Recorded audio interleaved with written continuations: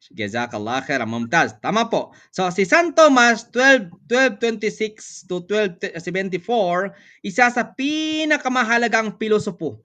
Sabi ni Sheikh Yusuf, si Santo Tomas Aquinas, Santo Tomas Aquinas, isa sa pinakamahalagang Thomas pilosopo Aquino. ng panahong ito. Naam, sister?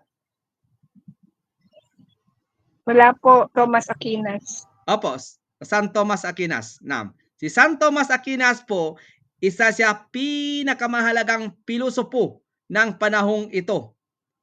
Tinukoy niya ang ilang konsepto. Una, yung justia distributiva. Yung katarungan sa pamamahagi. Ano yung katarungan sa pamamahagi? Ang yaman ay dapat hatiin ng makatarungan, sabi ni San Tomas Aquinas. Anong halimbawa niyan? Ang Panginoon, ang Lords. Ano bang ganda dito? Ang mga lords, no? Ang lords ay dapat magbigay ng sapat na bahagi sa magsasaka ayon sa kay San Tomas Aquinas, no? Sa katarungan sa palitan, patpatas na kalakalan. Anong example niyan? Hindi dapat mag-overprice sa isang produkto upang linangin ang mamimili. Pangatlo, pagmamay-ari. Tinanggap niya ang pribadong pagmamay-ari ngunit may kasamang pananagutan sa lipunan. 4, interes at presyo.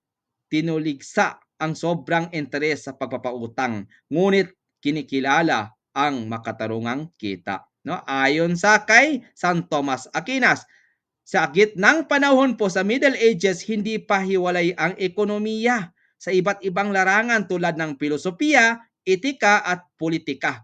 Ang pag-aaral sa ekonomiya ay limitado at nakatali sa relihiyoso